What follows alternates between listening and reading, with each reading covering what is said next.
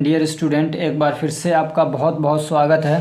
तबीयत मेरी थोड़ी ठीक नहीं है, इसलिए हो सकता है कि आपको आज वो मज़ा ना आए, लेकिन क्या करूं, थोड़ा जल्दी है, इसलिए इस तरीके से मैं वीडियोस बना रहा हूं। तो आज की इस वीडियो में हम लोग पढ़ने वाले हैं लोन लाइसेंस एंड कंडीशंस, ऐसे ही रीपैकिंग लाइसेंस एंड उसके कंडीशंस। तो क्या होता है लोन लाइसेंस? तो this type of licence is issued to the person who used others premises to manufacture the drugs. इसका मतलब ये है कि किसी को दवा बनानी है और उसके पास उसका खुद का अपना प्लांट नहीं है, उसका खुद का अपना प्रीमिसेस नहीं है और वो दवा बनाना चाह रहा है, तो वो किसी दूसरे का वो प्लांट यूज़ करता है, प्रीमिसेस यूज़ करता है। चाहे वो पैसे दे के यूज़ करे, चाहे उसकी दोस्ती में वो फ्री में यूज़ करे, वो उसका मैटर है। तो अगर किसी दूसरे का प्लांट कोई दूसरा यूज़ करता है तो उसके लिए एक लाइसेंस बनवाना पड़ता है, उसको बोलते हैं loan licence. Except those drugs are specified in schedule X can be manufacture under this licence. अब ये जो लोन लाइसेंस है, इसके अंडर में आप सारी तरह की दवाएं बना सकते हैं, सिवाय शेड्यूल एक्स वाली दवाएं आप नहीं बना सकते। यानी वो दवाएं जो शेड्यूल एक्स के अंदर मेंशन की गई हैं आप उसको नहीं बना सकते हैं, बाकी सब बना सकते हैं। शेड्यूल एक्स के अंदर नारकोटिक्स ड्रग्स आती हैं और साइकोट्रोपिक सब्सटेंसेस आते हैं, जो ख़ास तौर से हमारे मतलब जो नर्वस सिस्टम है उस पर काम करते हैं, तो वो दवाएँ आप नहीं बना सकते हैं। ठीक, और कुछ कंडीशंस हैं, वो क्या है? The licensee and premises should comply all the conditions and requirements are necessary for manufacture of drug. अगर कोई लोन लाइसेंस ले रहा है और जो प्रीमिसेस ये यूज़ कर रहा है, जो प्लांट वगैरह ये यूज़ करने जा रहा है, तो वो जो ये दोनों, ये खुद भी और ये जो प्रीमिसेस है, इसके अंदर वो क्या है, ये दोनों लोग क्या है, वो तमाम कंडीशंस को क्या करेंगे, सेटिस्फाई करेंगे, यानी पूरा करेंगे जो रिक्वायर्ड होते हैं, जो ज़रूरी होते हैं दवा बनाने के लिए। अब ये क्या है, ये आप पीछे वीडियोस में पढ़ चुके हैं मैन्युफैक्चर ऑफ ड्रग के अंदर के क्या क्या क्वालिटीज़ होनी चाहिए, कौन दवा बनाने के लिए लाइसेंस अप्लाई कर सकता है और प्रीमिसेस की क्या कंडीशन वगैरह, यह सब आप डिटेल में पढ़ चुके हैं। He should submit the consent document of owner of the premises to the licensing authority along with the application for grant of loan license। तो जो ये प्रीमिसेस, जो ये लोन लाइसेंस लेने जा रहा है, तो जब ये लोन लाइसेंस के लिए अप्लाई करेगा, फॉर्म वगैरह भरेगा, तो इसको साथ में ना कंसेंट डॉक्यूमेंट ऑफ ऑनर भी सबमिट करना पड़ेगा। क्या है कंसेंट डॉक्यूमेंट ऑफ ऑनर? यानी जिसका प्रीमिसेस ये यूज़ कर रहा है, जो असल मालिक है प्रीमिसेस का, यानी प्लांट वगैरह का, तो उसकी रजामंदी का डॉक्यूमेंट, यानी उसने इस पर सिग्नेचर कर रखा हो कि मैं अपना जो प्रीमिसेस है इसको यूज़ करने के लिए दे रहा हूँ। तो इस टाइप का क्या है, कोई एफिडेविट ये लाके सबमिट करेगा लाइसेंसिंग अथॉरिटी के पास में। ठीक, ये जो कंडीशन है ना, आप इसको एक बार पढ़ चुके हैं कि मैन्युफैक्चर ऑफ ड्रग वाले में आप इसको पढ़ चुके हैं कि कोई ड्रग मैन्युफैक्चर कर रहा है तो उसके लिए क्या क्या कंडीशन है, तो उन्हीं में से एक कंडीशन ये भी था। तो आप इसको एक बार पढ़ चुके हैं मैन्युफैक्चर ऑफ ड्रग के अंदर। इसका क्या मतलब है कि जो भी ये मटेरियल यूज़ कर रहा है, जो भी दवा बनाने के लिए मटेरियल ला रहा है, तो उसका भी रिकॉर्ड रखेगा, और फिनिश प्रोडक्ट यानी जो कच्चा माल है उसका भी रिकॉर्ड रखेगा, और जो माल बन के तैयार हो गया है उसका भी क्या है, रिकॉर्ड ये रखेगा। ठीक, कब तक के लिए, यानी कम से कम 5 साल रखेगा, और अगर दवा क्या एक्सपायर हो गई है तो 2 साल तक उसका रिकॉर्ड मेंटेन करेगा ये। अब रीपैकिंग लाइसेंस क्या होता है? तो पहले ये समझते हैं कि रीपैकिंग क्या होता है। तो इसका मतलब ये है कि कोई कंपनी है जो अपने प्रीमिसेस के अंदर क्या दवा बना रही है, ठीक, और कोई दूसरा आदमी वहाँ से वो दवा ले जा के उसको पैक कर रहा है। इसकी कंडीशन ये समझिए, ये कैसे होगा, ऐसे कि जो दवा बनाने वाली कंपनीज है वो सब कुछ चेक अपना कर रही है, ठीक है, चेक वो करके वो दवा बना रही हैं। तो ऐसा नहीं है कि एक एक डोज वो बनाती हैं, बल्कि वो क्या बल्क में दवाओं को बनाती हैं वो, ठीक है, बहुत सारा वो बना देती हैं। फिर एक काम होता है आगे का उसको पैक करने की। तो वो जब दवा उन्होंने बना के तैयार कर दिया, मान लीजिए कि उन्होंने 2-3 क्विंटल क्या कोरेक्स का सिरप बना के तैयार कर दिया। अब उसको पैक करने की उसको पैक करना ये एक अलग काम होता है। तो मैं जाऊं और मुझे कहूं कि मुझे ये बल्क दे दीजिए, मैं इसको लूँगा और मैं पैक करके अपने नाम से इसको क्या करूँगा, बेचूँगा, तो ऐसा भी होता है। तो रीपैकिंग क्या है? It is a process in which someone take the products from manufacture unit.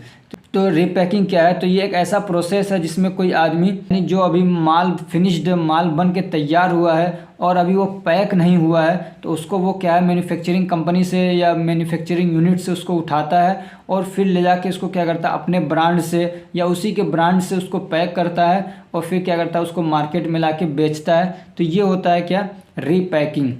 इस टाइप कि लाइसेंस लेने की ज़रूरत उस वक्त पड़ती है जब कोई schedule C and schedule C1 के अलावा किसी दूसरे शेड्यूल की दवाओं को पैक करना चाहता है, तब उसको ये रीपैकिंग लाइसेंस लेने की ज़रूरत पड़ती है। अब इसके लिए कुछ कंडीशंस हैं, वो क्या हैं? For repacking operation sufficient space and equipment should be provided.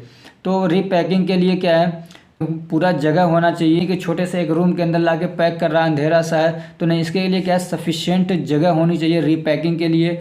और जो भी इंस्ट्रूमेंट की इक्विपमेंट की ज़रूरत पड़ती है, जिन भी चीज़ों की औजारों की ज़रूरत पड़ती है, वो सब वहाँ पे क्या होना चाहिए, ठीक। And should be carried out under hygiene condition, और साफ़ सफाई का पूरा इंतज़ाम होना चाहिए। And under the supervision of a person approved by the licensing authority as a competent person. और ये जो काम है रीपैकिंग का, एक ऐसे आदमी के अंडर में होना चाहिए जिसको लाइसेंसिंग अथॉरिटी ने कम्पिटेंट पर्सन माना है, ठीक है, जिसको लाइसेंसिंग अथॉरिटी ने कम्पिटेंट पर्सन माना है।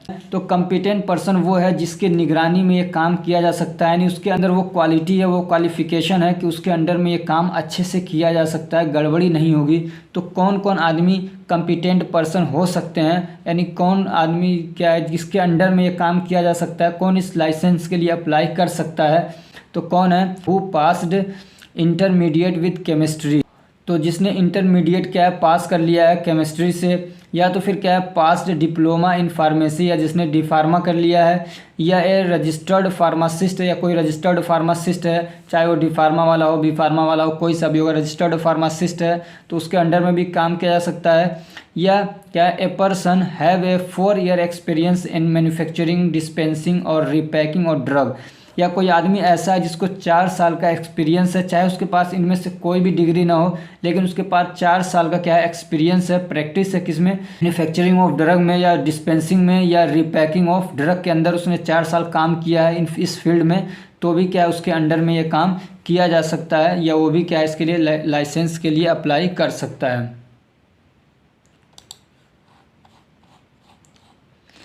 अब दूसरी कंडीशन क्या है? The licensee should have sufficient. और ये जो कंडीशंस आ रहे हैं ना, ये आपका अभी इधर जो कंडीशन आने वाले हैं ये सब आप पढ़ चुके हैं, एक बार यहाँ पे समझ लिया, आपको रिवाइज होगा। ये तकरीबन वही कंडीशंस हैं जो आपने पढ़ा था मैन्युफैक्चर ऑफ ड्रग के अंदर, ठीक।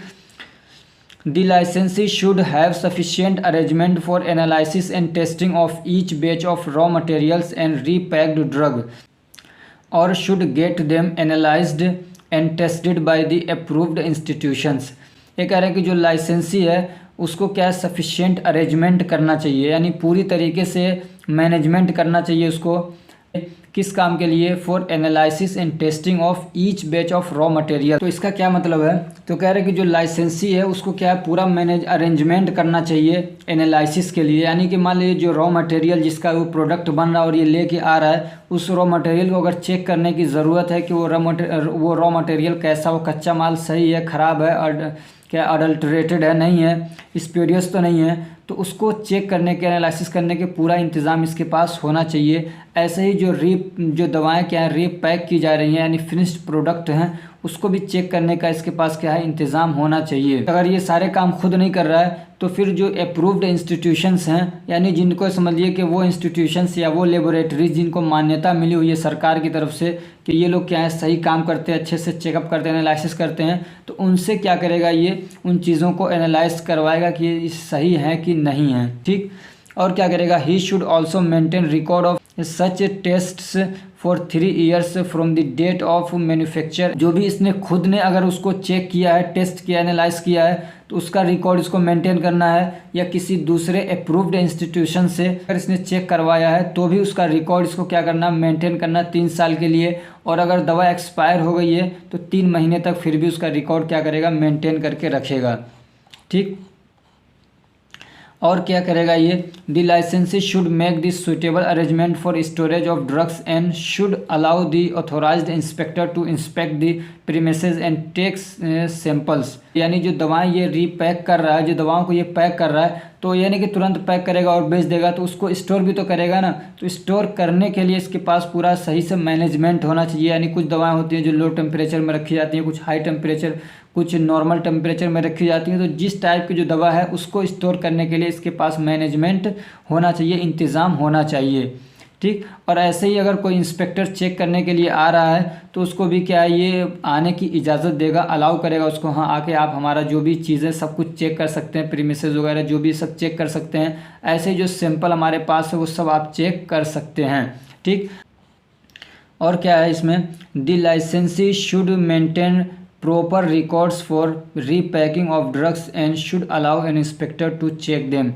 अब ये जो लाइसेंसी है उसको क्या है, जो भी दवा और रिकॉर्ड, जो भी दवा उस रिपैक किया उसने या जो रिपैक कर रहा है उसका पूरा रिकॉर्ड इसको मेंटेन करना है। किस बैच की दवा इसने क्या है रिपैक किया है, कितना किया है, नहीं किया, कौन सी दवा इसने पैक किया है, वो सारा रिकॉर्ड इसको क्या मेंटेन करना है। और अगर कोई चेक करने वाला इंस्पेक्टर आ रहा है तो उसको ये चेक करने की इजाज़त भी देगा। अगर वो इस सैंपल मांगता है तो सैंपल भी उसको देगा कि ये दवाएं हमने पैक की है, इनको बेचा है, नहीं बेचा, वो सारी चीज़ें बताएगा उसको। और क्या है इसमें, the licence should be kept on the licensed premises and should be produced before an authorised inspector on demand. ये कह रहा है कि जहाँ पे ये लोग काम कर रहे हैं वहाँ पे अपना लाइसेंस अपने साथ रखना भी है। अगर कोई इंस्पेक्टर आके चेक करता है, कहता है अपना लाइसेंस दिखाइए, तो ये अपना लाइसेंस क्या है उसको देंगे भी, ठीक। और क्या इसमें, the drugs repacked should bear the number of license. तो ये जो भी दवा ये पैक करेंगे उस पर अपने लाइसेंस का नंबर भी लिखेंगे, और नंबर लिखने से पहले preceded by the word RPG LIC, ठीक है। जैसे कि इसका क्या मतलब है, ये कह रहे हैं कि जब ये अपना लाइसेंस का नंबर लिखेंगे तो डायरेक्ट ये लिखेंगे कि LIC, बल्कि उससे पहले ये लिखेंगे RPG LIC, यानी रीपैकिंग लाइसेंस नंबर, ठीक। ये मान लीजिए दवा है पैरासीटामोल, उसके ऊपर पूरा लेबलिंग होती है, तो ये उसके ऊपर जब लेबलिंग करेंगे तो ये अपना लाइसेंस नंबर भी लिखेंगे, और लाइसेंस नंबर लिखते वक्त ये RPG उससे पहले लिखेंगे, ठीक। और क्या है, the licensee should comply with the provision of the act and the rules and other requirements a notice for which has been given for not less than 4 month by the licensing authority. ये कह रहे हैं कि जो लाइसेंसी है वो उन तमाम प्रोविज़न्स को, उन तमाम कंडीशंस को मानेगा जो ड्रग एंड कॉस्मेटिक एक्ट और रूल्स के अंदर बताई गई हैं, ठीक। और अगर उसको कोई नोटिस दिया जाता है कि आपके अंदर ये कमी है, ये वाली कंडीशन छूट रही है, तो उसको पूरा करने के भी क्या करेगा, ये कोशिश करेगा 4 महीने के अंदर अंदर, यानी नोटिस भेजा गया है उसके 4 महीने के अंदर अंदर उस चीज़ को क्या करेगा, वो पूरा करने की कोशिश करेगा। तो ये जो आपका ये जो टॉपिक था रीपैकिंग, ये कंप्लीट हो गया है। यहीं रखते हैं। अगर ये हमारी कोशिश अच्छी लग रही है तो वीडियो को लाइक करिए, चैनल को सब्सक्राइब करिए और अपने फ्रेंड्स को भी शेयर करिए ताकि वो भी इससे फ़ायदा उठा सकें। Thank you so much for watching.